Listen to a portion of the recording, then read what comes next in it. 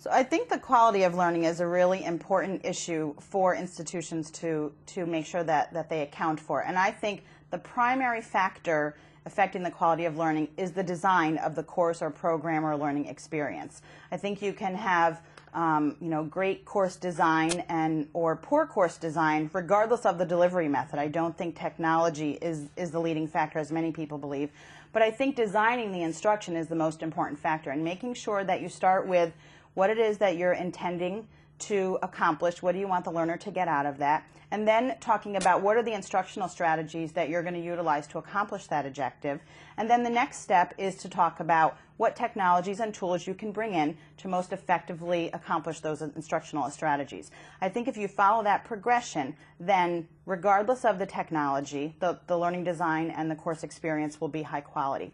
Other factors that come into play are things like faculty preparedness, student preparedness, the student support infrastructure, the technical support infrastructure, financial resources, institutional commitment. All of that is important. But I think the very first thing is making sure that you have in place processes to ensure good course design. Well, in New York State, there's a capability review that every university has to go through that gives you guidelines in terms of your distance program. And most of that is what I've mentioned. You know, what do your library services look like? What do your support services for students look like? How will they be advised? How will faculty meet with them? So they're really no different than what a campus student would be able to have if they were on your campus. It's just that now you have to think how you might deliver those online. 10 years ago, that might have been a little more difficult. Now it's becoming a lot easier with so much access, whether it's Skype, whether it's a paid software program that allows you to do web conferencing, whether it's an online program that you can easily access. So much of it is available easier now than it was 10 years ago. There's been always a debate about the quality of learning in distance education, particularly of whether or not you can really provide a quality experience for distance versus on campus. And to me, that quality debate is very diverse.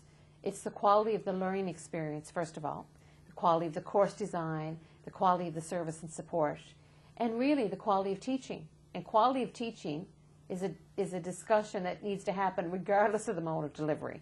Good teaching is good teaching, whether it takes place on campus or at a distance. So that quality debate, I think, needs to be framed in a discussion that really talks about the quality of the experience for the learner. And can we provide that quality of experience for the learner? And that's where it needs to start.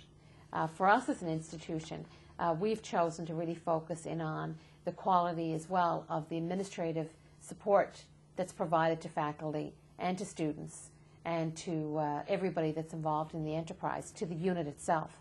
We became the first distance education unit in Canada to be ISO 9001-2000 registered, or 2008 registered actually, most recently.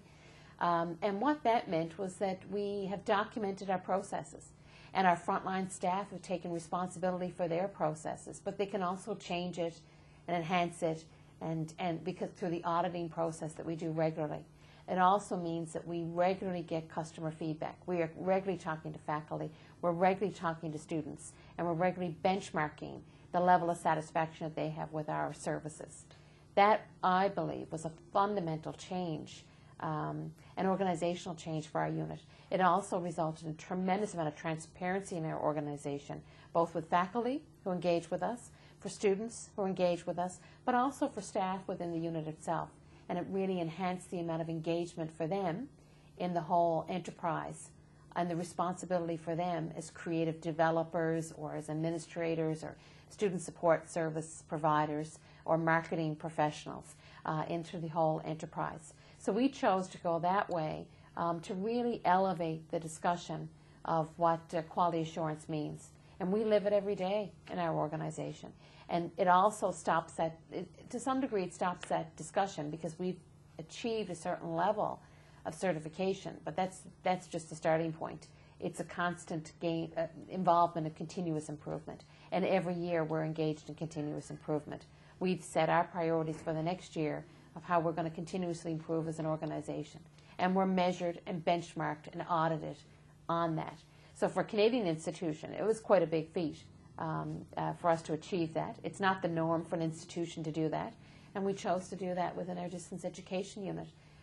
Now we know that our students graduate, say they do an engineering program that might have distance elements. Well, they can say the program is accredited by the association that makes the accreditation for engineering, but they can also say it's an ISO certified program, and that means something to engineers. It means something to business professionals.